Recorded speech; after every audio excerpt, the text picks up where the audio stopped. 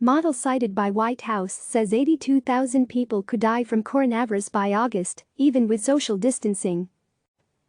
President Donald Trump's decision to extend social distancing guidelines until April 30 came after officials reviewed 12 different statistical models, said Dr. Deborah Birx, the White House coronavirus response coordinator, during a Sunday press briefing. But standing in the Rose Garden, Birx also mentioned another model, created independently, that ended up at the same numbers. That analysis, which is publicly available, paints a grim picture of what's to come in the U.S., even with social distancing in place. As of Monday morning, it estimates that more than 2,000 people could die each day in the United States in mid-April, when the virus is predicted to hit the country hardest.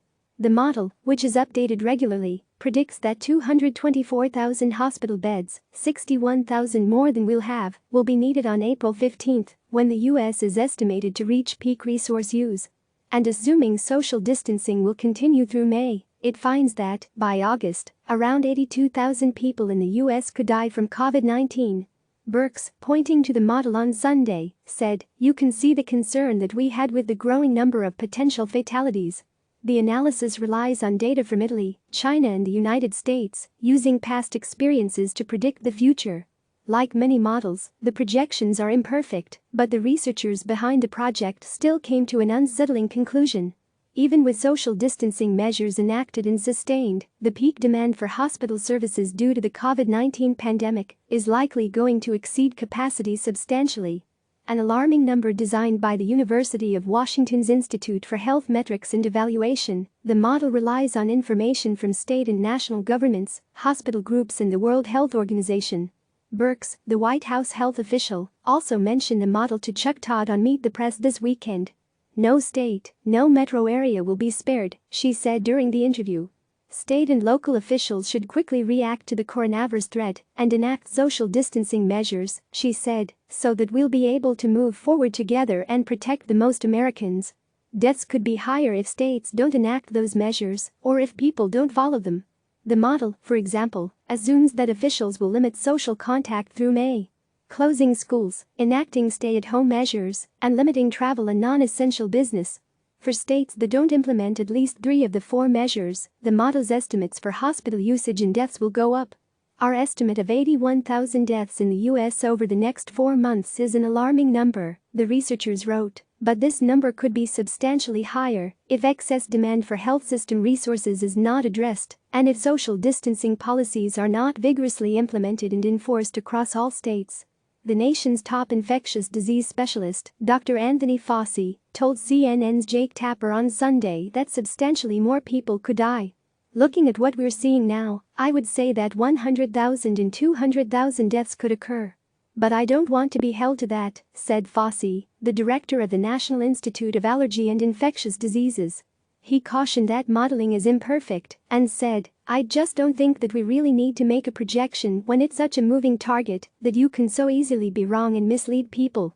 States face different challenges in places already hard hit by the virus, such as New York. That date is predicted to come sooner.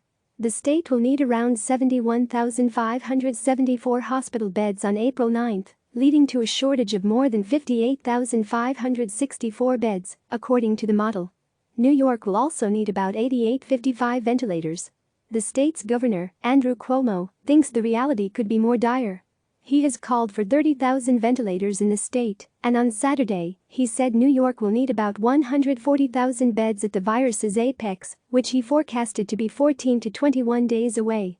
Perhaps driven by those predictions, the governor has worked aggressively to build hospital capacity. On Monday, a 1,000-bed hospital is set to open in a New York convention center, and Governor Cuomo said on Saturday that Trump had approved 4 new emergency medical facilities in the state, providing 4,000 additional beds. The USNS Comfort, a naval hospital, also arrived this week, bringing 1,000 beds, which will be used for patients who don't have COVID-19. Other states are expected to need far fewer beds, according to the model. Florida, for example, won't hit peak resource use until May 3. And while the state is projected to need almost 17,000 hospital beds at that time, it will have at least 20,000 available. More than 6,000 people there, however, are still predicted to die by August. Florida's governor, Ron DeSantis, has worked to limit community spread in the state, focusing his ire on New Yorkers and setting up checkpoints for travelers from the state. "The point is we need those folks coming in to self-isolate for 14 days, DeSantis said on Saturday. For weeks, though, DeSantis resisted calls to take aggressive action in Florida, refusing to close the state's beaches and choosing instead to limit gatherings there to 10 people. Dr. Scott Gottlieb, the former commissioner of the U.S. Food and Drug Administration, said in a Sunday tweet that Florida is at risk of becoming major epicenter of epidemic spread of COVID-19 in the coming weeks. He added that Miami appears to be a major hot spot. The outbreaks were apparent there weeks ago. And the state was slow to implement mitigation steps and probably exported a lot of its infection. As more information becomes available, the coronavirus model could change, and outlooks for states could worsen if mandated social distancing is not enacted and followed. Uncertainty in the time course of the epidemic, its duration, and the peak of utilization and deaths is large this early in the epidemic, wrote the researchers who created the model. Given this, it is critical to update these projections as new data on deaths in the U.S. are collected.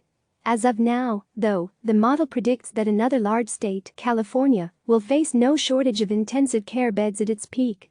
But Louisiana, a far smaller state, will need 700 more than it has.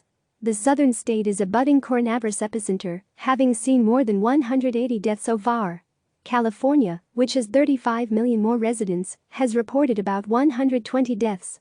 While Louisiana is expected to be hit hardest on April 10, the model predicts that California's peak will come about 2 weeks later, giving the state more time to prepare for a surge in cases. Birx, the White House official, acknowledged last week that timelines would differ around the country, saying that each state and each hotspot in the United States is going to be its own curve because the seeds came in at different times. Models are imperfect, researchers say. The researchers behind the model caution that its predictions are imperfect. They're based in part on information from the US and Italy, but the model also uses data from Wuhan, China, where officials aggressively implemented 4 social distancing measures: closing schools, shuttering non-essential businesses, ordering residents to shelter in place and restricting travel. Researchers assumed that just 3 of those measures, not all 4, would be enough in the US to follow a trajectory similar to Wuhan. But it is plausible that it requires all 4 measures, wrote the researchers in a paper accompanying the data. In the US, for example, states have yet to order legally binding travel bans. But many regions have closed schools, ordered businesses closed and told people to stay inside. There are countries and places who have done a little bit more than these 3 measurements, said Ali Maqdad, a professor of health metric sciences at Washington's Institute for Health Metrics and Evaluation. They have shut down airports and they have cancelled travel in and out of the country, said Maqdad, who worked on the model. Many restrictions in the US have been voluntary, too, without the aggressive enforcement seen in China. The researchers wrote that it will take time to evaluate whether social distancing adherence is fundamentally different in the US compared to Wuhan. The model does take into account some differences between countries, such as how old the population is, but it doesn't consider other factors that could impact how many people die during an epidemic. The prevalence of chronic lung disease, for example, could affect mortality rates. The analysis predicts specific numbers, such as 82,000 deaths in the US through August, but it also provides a range of possibilities. It estimates that total deaths in the US as of August could be as low as 39,000, for example, or as high as 141,000. Fauci, the infectious disease specialist, said on Sunday that when someone creates a model, they put in various assumptions, and the model is only as good and as accurate as your assumptions. Those models give a worst-case scenario and a best-case scenario, he said. Generally, the reality is somewhere in the middle. Things can still change. Researchers say one thing does seem certain. As demand for medical care skyrockets, hospitals have faced, and will continue to face, difficult choices. In New York, for example, one hospital system banned all visitors including partners during childbirth, before being overruled by the governor.